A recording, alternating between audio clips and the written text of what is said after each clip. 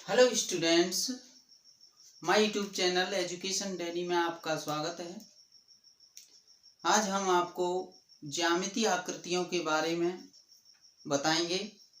ज्यामितीय आकृतियां देखिए, हर कंपटीशन और हर मैथमेटिक्स क्लास चाहे कोई सी हो, क्लास 6, 7th, 8th, 9th और 10th में हम इन आकृतियों के बारे में पढ़ते हैं। तो हमें यहाँ पर इसके कॉन्सेप्ट्स, जो ज्यामितीय आकृतियाँ होती हैं वो कितने प्रकार की होती हैं, यह कौन कौन सी होती हैं, तो आज हम इसके बारे में चर्चा करेंगे। मैथमेटिक्स में क्या होता है कि मैथ को समझने के लिए मैथमेटिकल क्या है कि गणितीकरण को समझना बहुत ज़रूरी है। गणितीकरण को जब हम समझते हैं अच्छे तरीके से तो हमें कोई भी चीज़ कठिन नहीं लगती है। समझना बहुत ज़रूरी है और रटने से हम उसको लंबे समय तक याद नहीं रख सकते हैं जब तक हम उसको अच्छे से समझ नहीं लें। तो मैथ एक समझने की सब्जेक्ट है। तो देखिए, आज हम ज्यामितीय आकृतियाँ के बारे में बताएंगे। ज्यामितीय आकृतियाँ, जियोमेट्रिक शेप्स, ठीक है। यह दो प्रकार की होती हैं, द्विमीय और त्रिविमीय। द्विमीय आकृति क्या होती है, त्रिविमीय आकृति क्या होती है। द्विमीय आकृति किसे कहते हैं, त्रिविमीय आकृति किसे कहते हैं। तो द्विमीय आकृति क्या होती है, देखो, जिनकी दो विमाएं हों, सिर्फ दो विमाएं हों, जिनका कोई आयतन नहीं होता है। यह समतल में बनाई जाती हैं और समतल में बनाई गई आकृतियां होती हैं, उनमें दो विमाएं होंगी, जिसमें लंबाई चौड़ाई हो सकती है और भी दो विमाएं हो सकती हैं कोई सी, परंतु ऐसी जो द्विमीय आकृति, इनका कोई आयतन नहीं होता है। क्यों नहीं होता है आयतन? आयतन इसलिए नहीं होता है कि इन द्विमीय आकृतियों की ऊंचाई नहीं होती है और त्रिविमीय आकृतियों की ऊंचाई होती है। तो ऊंचाई होगी तो आयतन होगा, ऊंचाई नहीं होगी तो आयतन नहीं होगा। इसलिए देखिए, आयत, जिसको रेक्टेंगल कहते हैं, आयत की कोई ऊंचाई नहीं है, सिर्फ लंबाई और चौड़ाई एक पृष्ठ है। आयत क्या है? एक पृष्ठ है। और आयत किसे कहते हैं? जिसकी आमने सामने की भुजाएं कैसी हो, समान, और प्रत्येक कोण 90 डिग्री का हो, और इसका जो विकर्ण है वो कैसा हो, बराबर हो। ये आयत की विशेषता है। इसका विकर्ण बराबर होता है, विकर्ण बराबर होंगे इसके।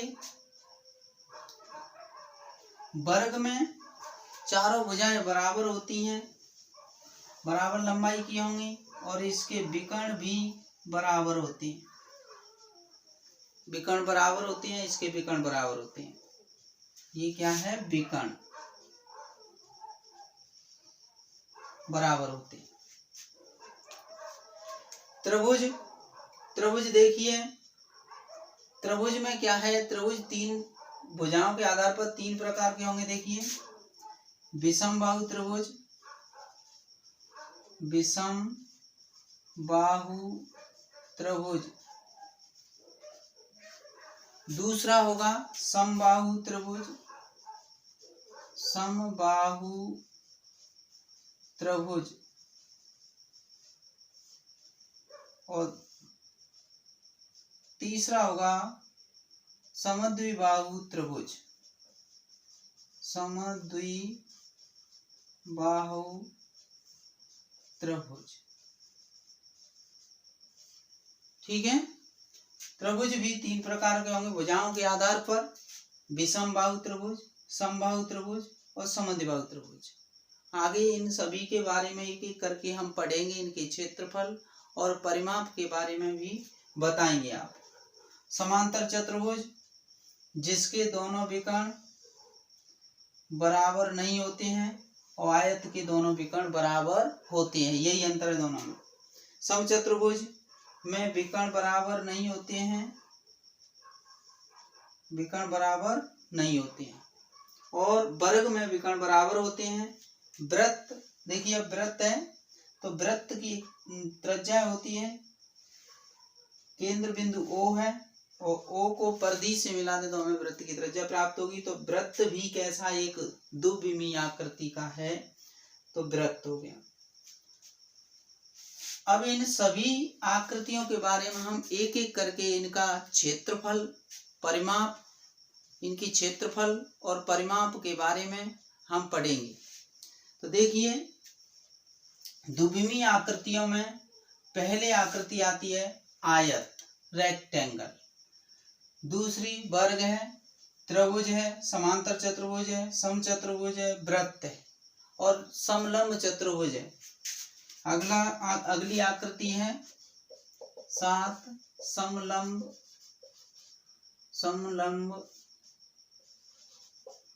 चतुर्भुज, समलंब चतुर्भुज। देखिए इसमें जो त्रिविमीय आकृति होती हैं, जिसमें ज्यामितीय आकृति है वो दो प्रकार की हैं, द्विविमीय आकृति और त्रिविमीय आकृतियां। तो त्रिविमीय आकृतियों में देखिए हम बाद में पढ़ेंगे त्रिविमीय आकृतियां, पहले हम द्विविमीय आकृतियों के बारे में पढ़ेंगे। ठीक है, ये त्रिविमीय आकृतियां हम बाद में पढ़ेंगे, पहले द्विविमीय आकृतियों के बारे में समझ लें कि द्विविमीय आकृतियां क्या हैं, इनके क्षेत्रफल और परिमाप क्या होते हैं। तो समलंब चतुर्भुज आकृति क्या है, देखो दो सम्मुख भुजाओं का युग्म कैसा होगा, समांतर। कोई सी दो सम्मुख भुजाओं का युग्म कैसा हो, समांतर, और दो अन्य भुजाएं, तो इनको मिला दें तो हमें एक समलंब चतुर्भुज प्राप्त होगा इस प्रकार। ठीक है, तो ये है समलंब चतुर्भुज, जिसमें सम्मुख भुजाओं का युग्म, एक सम्मुख भुजाओं का युग्म कैसा होगा, समांतर होगा। तो ये हैं द्विविमीय आकृतियां जो समतल में बनाई जाएंगी, और समतल में बनाई हुई प्लेन होगा बिल्कुल बनाने के लिए। तो ये इन सभी आकृतियों को हम बहुभुज भी कहते हैं। बहुभुज क्या होता है, देखिए बहुभुज होता है 3 या 3 से अधिक बिंदुओं को मिलाने पर बनी हुई बंद आकृति को हम क्या कहते हैं, बहुभुज कहते हैं, जो सीधे रेखाखंडों से मिलकर के बनी होती है। और गणित में क्या है, मैथमेटिक्स में, कि वक्राकार से बनी हुई बंद आकृति को भी बहुभुज कहा गया है।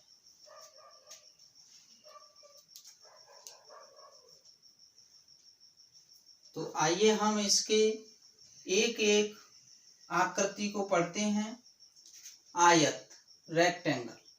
तो आयत का जो क्षेत्रफल होता है वो क्या होगा, देखिए इसका आयत का क्षेत्रफल, आयत का क्षेत्रफल, इसका क्षेत्रफल होगा, क्षेत्रफल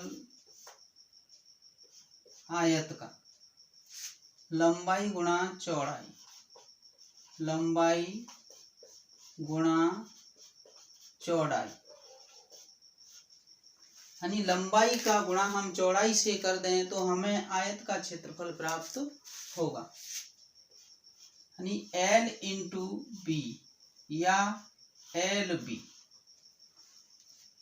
इसका क्षेत्रफल है, एरिया ऑफ रेक्टेंगल।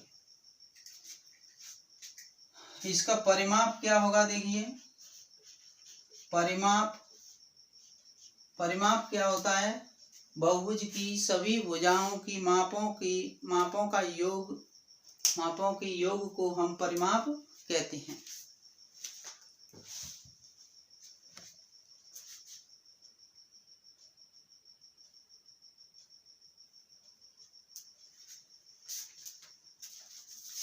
परिमाप इसकी देखिए, ये लंबाई है, ये भी लंबाई है, ये चौड़ाई है, ये चौड़ाई, तो ये भी लंबाई होगी और ये चौड़ाई होगी, समान होती है 4 पाई की तरह।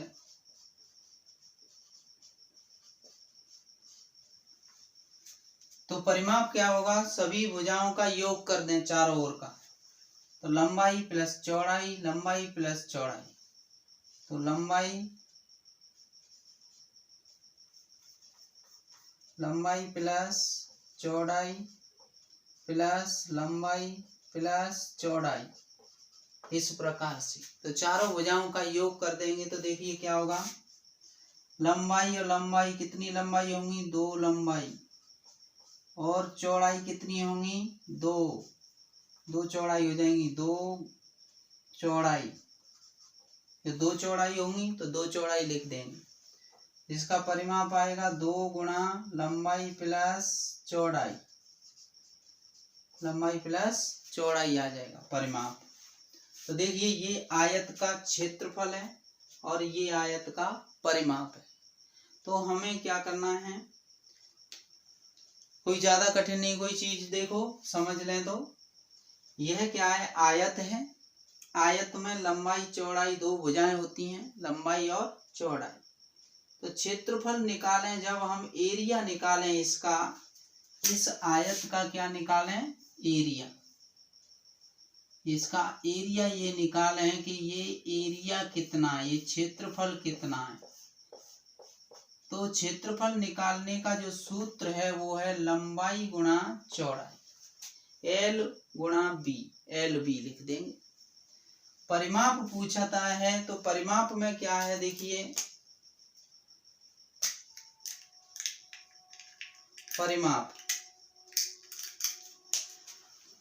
परिमाप देखें तो परिमाप होता है चारों ओर की बाउंड्री, चारों ओर की बाउंड्री को क्या कहते हैं, परिमाप। जहां पर एक खेत की बार करने के लिए तार खींचे जाते हैं तो उसी को हम क्या कहते हैं, परिमाप। तो चारों ओर का ये क्या कहलाएगा, परिमाप। और अंदर का जो एरिया है वो क्या है, इसका क्षेत्रफल है। तो ये हो गया इसके परिमाप का सूत्र। अब चलिए वर्ग, अब इसका विकर्ण निकालें हम, आयत के विकर्ण की लंबाई निकालें। आयत के विकर्ण की लंबाई क्या होगी, तो देखिए ये समकोण होगा, तो आयत का जो विकर्ण होगा, तो समकोण में क्या होता है, देखिए ये समकोण है, ये क्या है, आयत का विकर्ण। तो ये होगा इसका, छोड़ो तुम, आयत का विकर्ण, विकर्ण की लंबाई, विकर्ण हाइपोटेनियस होता है विकर्ण। तो विकर्ण की लंबाई क्या होगी, देखो पाइथागोरस प्रमेय से कर्ण होगा, ये बन जाएगा लंब और ये आधार, तो ये हो जाएगा विकर्ण की लंबाई हो जाएगी चौड़ाई का वर्ग प्लस लंबाई का वर्ग, ये होता है विकर्ण की लंबाई।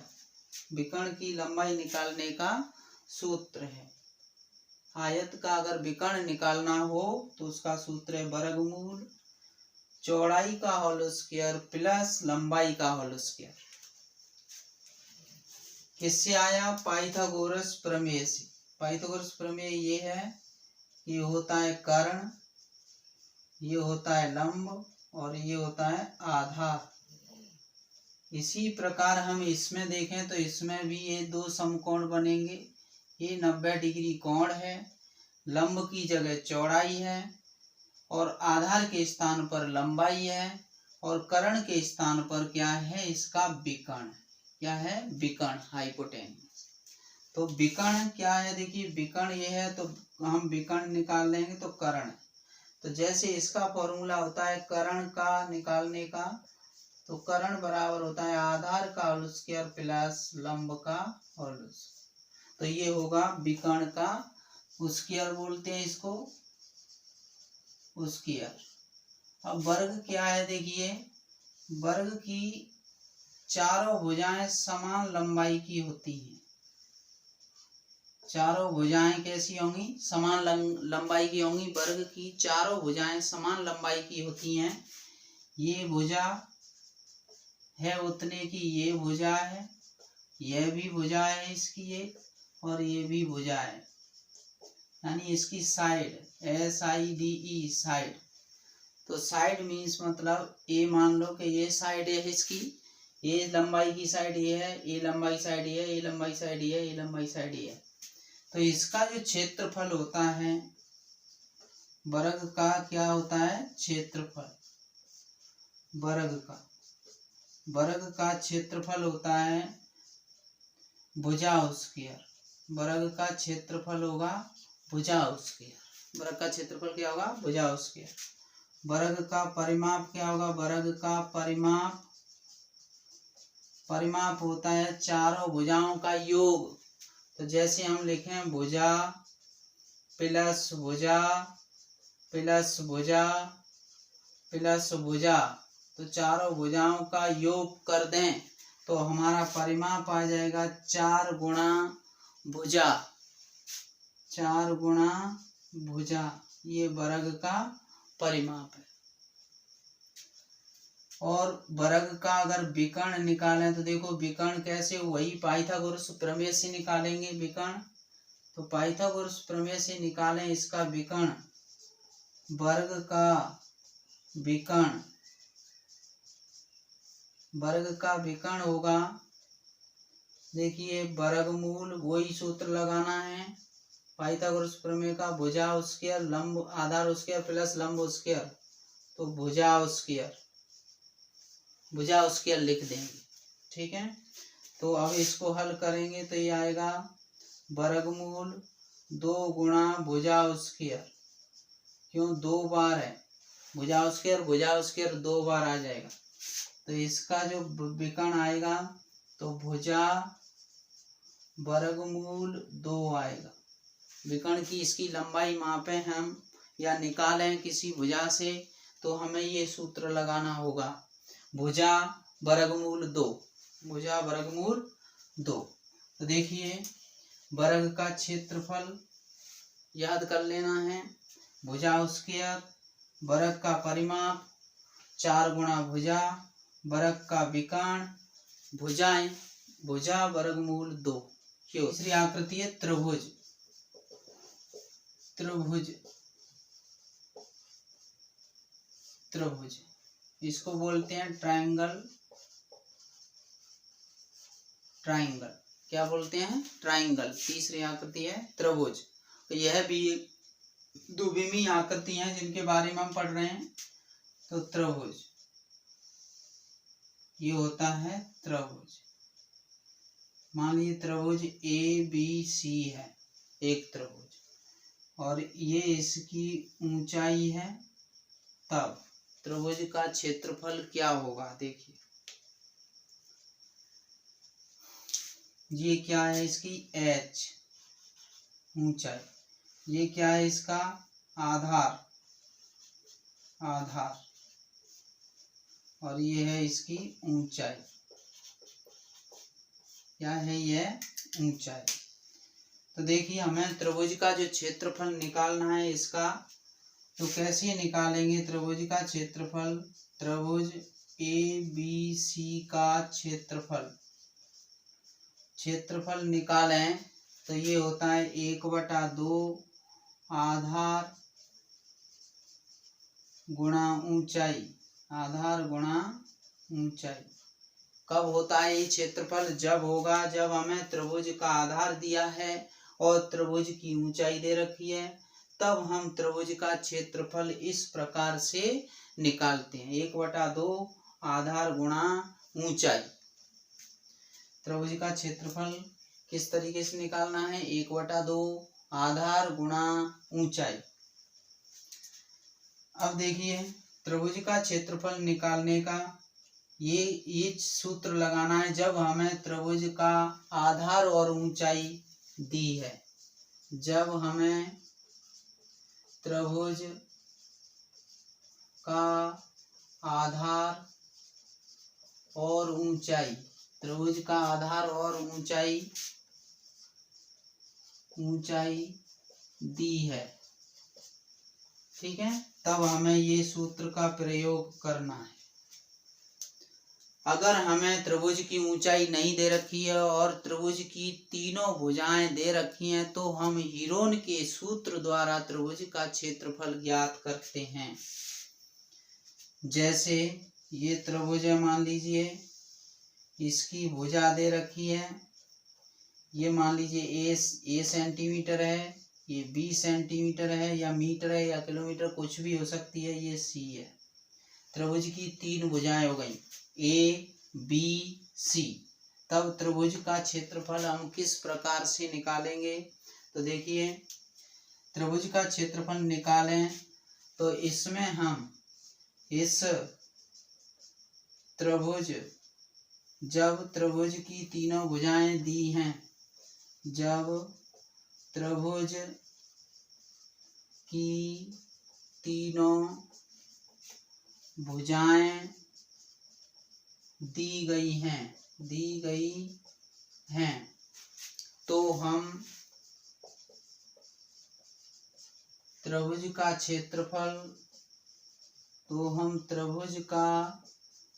क्षेत्रफल हीरोन के सूत्र द्वारा ज्ञात करते हैं। हीरोन के सूत्र द्वारा ज्ञात करते हैं। तो देखिए, हीरोन का सूत्र क्या है? अर्ध परिमिति, जैसे मान लीजिए अर्ध त्रिभुज की परिमिति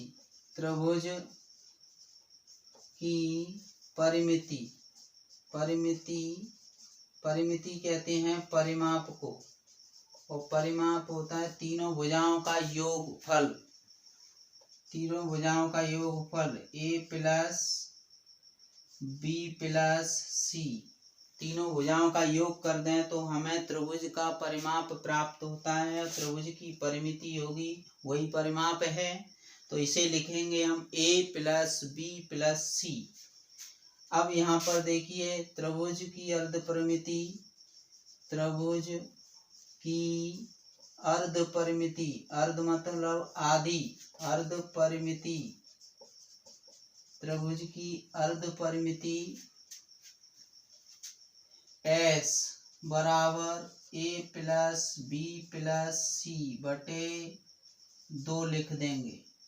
अर्ध परिमिति यानी अर्ध परिमिति होगी, त्रिभुज के परिमाप का हम आधा कर दें तो अर्ध परिमिति प्राप्त होती है, जिसको हम S से व्यक्त करते हैं। तब त्रिभुज का क्षेत्रफल होगा, तब त्रिभुज ए बी सी का क्षेत्रफल, जब ऐसी कंडीशन है तब हम त्रिभुज ए बी सी का क्षेत्रफल किस प्रकार से निकालेंगे? त्रिभुज ए बी सी का क्षेत्रफल हीरोन के सूत्र द्वारा, ए बी सी का क्षेत्रफल त्रिभुज है क्षेत्रफल हीरोन के सूत्र द्वारा निकालेंगे। तो यहाँ लिखेंगे वर्गमूल S minus A S minus B S minus C. ठीक है, तो इस सूत्र से हम किसी भी त्रिभुज का क्षेत्रफल ज्ञात कर सकते हैं, चाहे वह त्रिभुज विषमबाहु त्रिभुज है, चाहे समबाहु त्रिभुज है, चाहे समबाहु त्रिभुज है, चाहे समद्विबाहु त्रिभुज है, तो हम उसका क्षेत्रफल इस सूत्र द्वारा ज्ञात कर सकते हैं।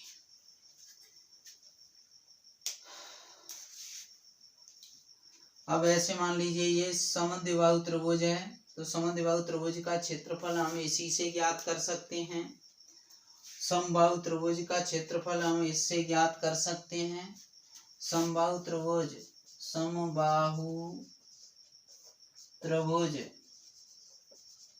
का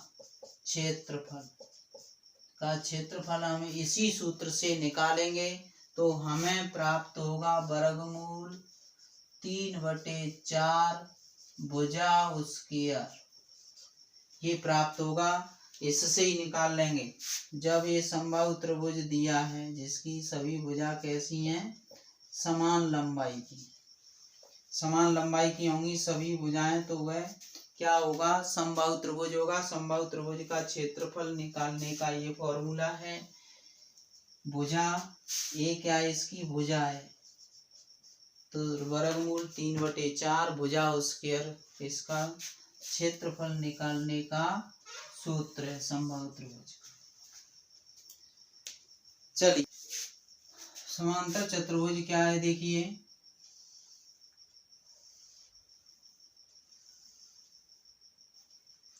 यह समांतर चतुर्भुज है जिसकी आमने सामने की भुजा बराबर होती हैं, सम्मुख भुजाएं कैसी होंगी, बराबर होती हैं, जिसमें जो कोण होता है परंतु वो 90 डिग्री का नहीं होता है। आयत में और समांतर चतुर्भुज में केवल विकर्णों का अंतर है और कोणों का अंतर है। कोण इसमें 90 डिग्री नहीं होगा। अगर यह कोण 90 डिग्री बनाता है कोई भी कोण, तो यह आयत बन जाएगा। और एक होता है आयत से जो भिन्न इसकी विशेषता पाई जाती है, यह है कि आयत के विकर्ण बराबर होते हैं, समांतर चतुर्भुज के विकर्ण बराबर नहीं होते। तो समांतर चतुर्भुज का हम क्षेत्रफल निकालें तो ये होगा ऊंचाई h, ये मान ली इसकी ऊंचाई h और ये इसका आधार क्या है, आधार। तो समांतर चतुर्भुज का क्षेत्रफल, चतुर्भुज का क्षेत्रफल होगा आधार गुणा ऊंचाई, आधार गुणा ऊंचाई, आधार गुणा ऊंचाई। समांतर चतुर्भुज का क्षेत्रफल होता है आधार लेंगे इसका और ऊंचाई, तो आधार का गुणा हम किससे कर दें, ऊंचाई से, तो हमें समांतर चतुर्भुज का क्षेत्रफल प्राप्त होगा। परिमाप वही होगा, जो परिमाप आयत का होता है वही समांतर चतुर्भुज का परिमाप होता है। समांतर चतुर्भुज का परिमाप, समांतर चतुर्भुज का परिमाप क्या होगा देखिए, समांतर चतुर्भुज का जो परिमाप होता है वही होता है जो आयत का होता है। यह इसका आधार है और ये इसकी क्या है, चौड़ाई है, यह इसकी चौड़ाई, यानी इतना चौड़ा समांतर चतुर्भुज है, ये ऊंचाई है, ये चौड़ाई। तो इसका जो परिमाप होता है वो 2 गुणा आधार प्लस चौड़ाई, प्लस चौड़ाई। ये जो चौड़ाई है, इसको चौड़ाई तो क्या कहेंगे इसको, पर एक तरह से मान लीजिए कि चौड़ाई है ये, तो आधार तो ये होगा, जितने का आधार ये है उतने का ये होगा, और ये भुजा होगी इसकी उतनी ये होगी, ठीक है। तो चौड़ाई ये चौड़ाई मान लिए, तो इसको लिख देंगे इसको समांतर चतुर्भुज। अगली आकृति है समचतुर्भुज, समचतुर्भुज, समचतुर्भुज। समचतुर्भुज जो आकृति है वह वर्ग के समान होगी, बिल्कुल वर्ग के समान होती है। जैसे वर्ग की चारों भुजा बराबर होती हैं, इसी प्रकार से इसकी भी चारों भुजाएं बराबर होती हैं। और विकर्ण एक दूसरे पर जब मिलते हैं इसके विकर्ण, तो लंबवत होते हैं और लंब समद्विभाजित होंगे, लंबवत हैं और लंब समद्विभाजित होते हैं, यानी 90 डिग्री कोण पर ये समद्विभाजित होते हैं। देखिए ये 90 डिग्री कोण बन रहा है, ये भी 90 डिग्री है, तो 4 समकोण है इसके केंद्र पर। कितने समकोण है, 4 समकोण। तो यह एक समकोण बनाएगा, 2 समकोण, 3 समकोण, 4 समकोण बनेंगे। ये समान होती है, इसके विकर्ण ऐसे होते हैं। समचतुर्भुज का क्षेत्रफल, समचतुर्भुज का क्षेत्रफल होगा वही होगा आधार गुणा ऊंचाई, आधार गुणा ऊंचाई। जो समांतर चतुर्भुज का होता है वही समचतुर्भुज का क्षेत्रफल होगा, आधार गुणा ऊंचाई। या 4 गुणा एक समकोण का क्षेत्रफल, या 4 गुणा एक समकोण का क्षेत्रफल। जो समकोण ये बन रहा है, ये समकोण है, ये वाला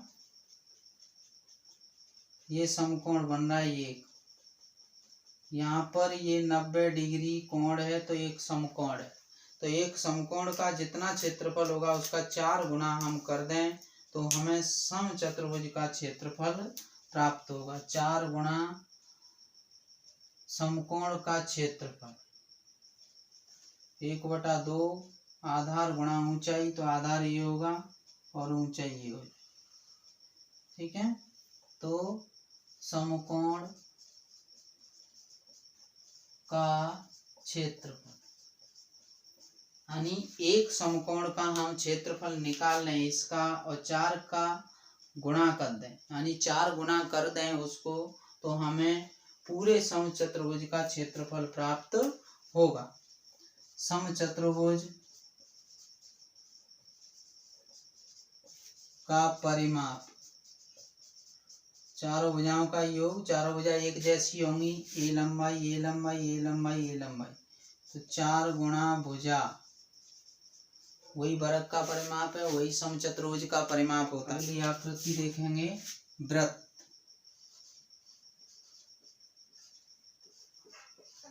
देखिए वृत्त, वृत्त क्या है? एक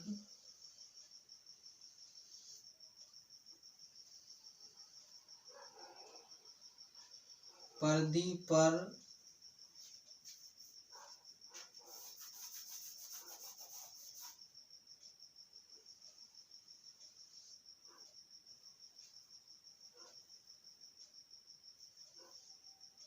ये इसका केंद्र बिंदु है O। वृत्त का केंद्र बिंदु क्या होगा? O होगा। ये क्या है? वृत्त की त्रिज्या है R। R क्या है? त्रिज्या, वृत्त की त्रिज्या होती है। ये एक रिंग है, छल्ला है, मान लीजिए छल्ला के टाइप का है। तो यह क्या होता है? एक सर्कल होता है, एक वृत्त होता है। क्या होगा? सर्कल और वृत्त। ये देखिए, ये होगी वृत्त की जीवा। क्या कहलाती है? वृत्त की जीवा कहलाती है। इतनी ये है जीवा।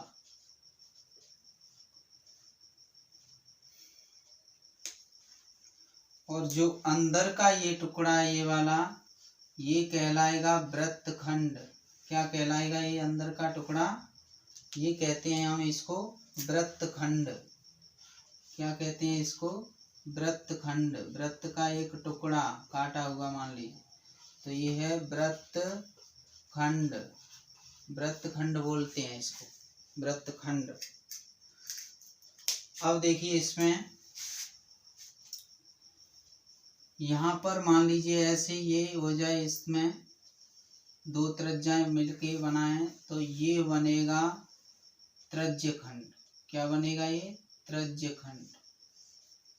ये जो आकृति बनेगी ये कैसी है? त्रिज्यखंड की। किसकी है ये? त्रिज्यखंड। त्रिज्यखंड होता है। त्रिज्यखंड होता है क्योंकि त्रिभुज जैसी आकृति का बना हुआ है ऐसे, और ये होता है इसकी चाप की लंबाई। त्रिज्यखंड के चाप की लंबाई, ये होता है त्रिज्यखंड का चाप। क्या कहलाएगा? ये त्रिज्यखंड का चाप कहलाएगा। ठीक है, ये जीवा हो गई। ये लाइन को हम जीवा कहते हैं। इस रेखा को, रेखाखंड को क्या कहते हैं? जीवा। परिधि के 2 बिंदुओं को मिलाने वाली जो रेखा होती है उसको हम जीवा कहते हैं। और वृत्त की सबसे बड़ी जीवा, वृत्त की सबसे बड़ी जीवा व्यास होती है। क्या होती है? व्यास होती है। व्यास बराबर होता है वृत्त का जो व्यास होगा, वृत्त का व्यास, और वह व्यास होता है 2 गुणा त्रिज्या। त्रिज्या का दुगुना होता है व्यास। और त्रिज्या निकालेंगे हम, तो त्रिज्या बराबर होती है व्यास बटे 2। त्रिज्या होगी व्यास बटे 2। रेडियस और डायमीटर मीन्स होता है व्यास और रेडियस मीन्स होती है त्रिज्या। तो ये संबंध होता है त्रिज्या और व्यास का। ये होगा इसका त्रिज्य खंड और ये होगा इसका कोण थीटा। ये कोण बना रही है तो ये कोण होगा थीटा, जो केंद्र पर बना रही है कोण। तो इस कोण को हम थीटा नाम दे दें। मान लीजिए कोण है थीटा कोण से। ठीक है, अब लिखते हैं हम वृत्त का क्षेत्रफल। वृत्त का क्षेत्रफल होता है पाई आर स्क्वायर। पाई का मान होगा 22/7। ये आर वृत्त की क्या है, त्रिज्या है। तो वृत्त का क्षेत्रफल होगा पाई आर स्क्वायर। पाई का मान होगा 22/7 या 3.14 होता है पाई बराबर। और आर क्या है, वृत्त की त्रिज्या है। वृत्त का परिमाप और परिमाप को हम वृत्त की क्या कहते हैं, परिधि। परिमाप को हम वृत्त की परिधि कहते हैं। वृत्त की परिधि होती है 2 पाई आर।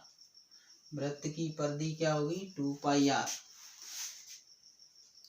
तो देखिए वृत्त की परिधि होगी 2 पाई आर। वृत्त का क्षेत्रफल होगा पाई आर स्क्वायर। वृत्त का जो व्यास है वो होगा 2 गुणा त्रिज्या। वृत्त का जो व्यास होता है वो 2 गुणा त्रिज्या निकालेंगे व्यास से, तो व्यास बटे 2 लिख देंगे तो हमें त्रिज्या प्राप्त होगी। वृत्त की सबसे बड़ी जीवा व्यास होती है और ये त्रिज्या है 0 से, यानी केंद्र बिंदु को हम परिधि से मिला दें तो हमें वृत्त की त्रिज्या प्राप्त होती है। ये त्रिज्य खंड है इतना, और कोण थीटा कोण से अंतरित है केंद्र पर, तो ये क्या कहलाएगा, त्रिज्य खंड कहलाएगा। और ये कटा हुआ जो टुकड़ा है तो इसको हम वृत्त खंड कहते हैं। वृत्त खंड का क्षेत्रफल का सूत्र होता है। और ऐसे ही त्रिज्य खंड का सूत्र होता है। तो देखिए ये जो त्रिज्य खंड है, त्रिज्य खंड का क्षेत्रफल ये होता है पाई आर स्क्वायर थीटा बटे 360 degree. Pi R square theta बटे 360। और इस त्रिज्य खंड के इस चाप की लंबाई होगी जो दे रखा है ये आर और पी। आर पी जो चाप है, तो त्रिज्य खंड के चाप की लंबाई, त्रिज्य खंड के चाप की लंबाई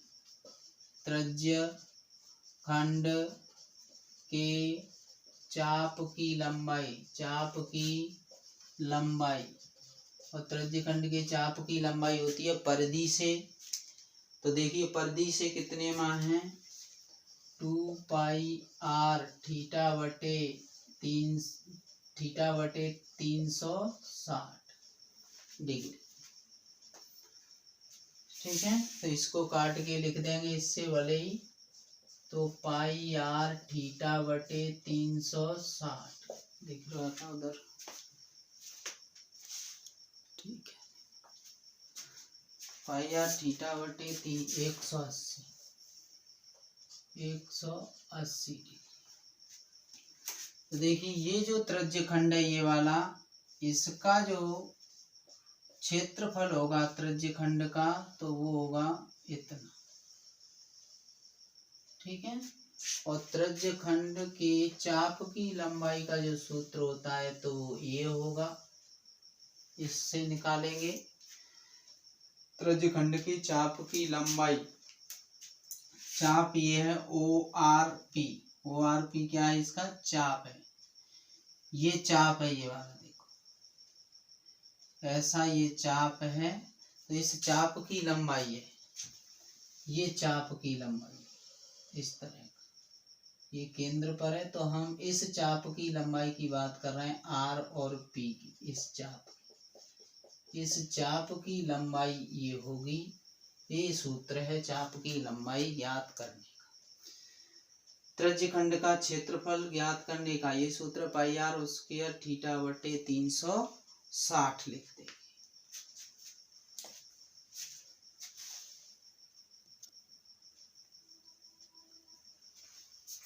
देखिए, त्रिज्यखंड का क्षेत्रफल पाई आर स्क्वायर थीटा बटे 360 और त्रिज्यखंड के चाप की लंबाई निकालें तो लंबाई का ये सूत्र है पाई आर थीटा बटे 180, यानी केंद्र पर अंतरित कोण थीटा बटे 360 और परिधि से हम इसका गुणा कर देंगे तो हमें त्रिज्यखंड के चाप की लंबाई प्राप्त होती है। यह लंबाई है पाई आर थीटा बटे 180। अब देखिए यहीं पर देखें थीटा बटे 360, तो थीटा बटे 360 का हम गुणा पाई आर स्क्वायर से कर देंगे तो हमें त्रिज्यखंड का क्षेत्रफल प्राप्त होगा। अब देखिए वृत्तखंड का क्षेत्रफल निकालने का ये सूत्र है कि पाई आर स्क्वायर थीटा बटे 360, पाई आर स्क्वायर इस वृत्तखंड का क्षेत्रफल, इस वृत्तखंड का हम क्षेत्रफल निकालें तो इसका क्षेत्रफल होगा, वृत्तखंड का क्षेत्रफल निकालें तो पाई आर स्क्वायर थीटा बटे 360, पाई आर स्क्वायर थीटा बटे 360 minus 1/2 R square sine theta. तो साइन थीटा है, थीटा की जगह कोई भी डिग्री हो सकती है। इस पर केंद्र पर अंतरित जो कोण है इसका, तो वो हम निकाल सकते हैं। ऐसे ये कोण बन जाएगा, तो ये थीटा मान है इसका, इस त्रिज्यखंड का ये थीटा मान है, क्या है थीटा है। तो ये थीटा कोण से जब ये खंड निकालना है, इस खंड का क्षेत्रफल निकालना है तो वृत्तखंड का क्षेत्रफल होगा बराबर पाई आर स्क्वायर थीटा बटे 360 माइनस 1/2 आर स्क्वायर, आर क्या है वृत्त की त्रिज्या है, आर स्क्वायर साइन थीटा। ठीक है, तो इस प्रकार से हम इस वृत्त से संबंधित क्षेत्रफलों को हम निकाल सकते हैं। समलंब चतुर्भुज, समलंब चतुर्भुज, समलंब चतुर्भुज इसे बोलते हैं ट्रेपेजॉइड, समलंब चतुर्भुज। तो समलंब चतुर्भुज होता है ऐसा चतुर्भुज जिसकी केवल एक सम्मुख भुजाओं का युग्म ही कैसा हो, समांतर हो। तो सम्मुख भुजाओं का एक युग्म मान लीजिए ये समांतर है इसके। अब इसका हम ये ऊंचाई है इसकी, क्या है ये ऊंचाई h, ये h है समलंब। तो इसका क्षेत्रफल निकालें समलंब चतुर्भुज का क्षेत्रफल। तो क्षेत्रफल का जो सूत्र है वो क्या है, देखिए 1/2 समांतर भुजाओं का योग,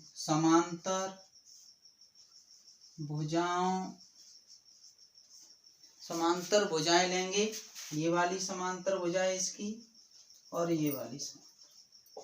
तो समांतर भुजाओं का योग गुणा उनके बीच की दूरी, उनके बीच की दूरी।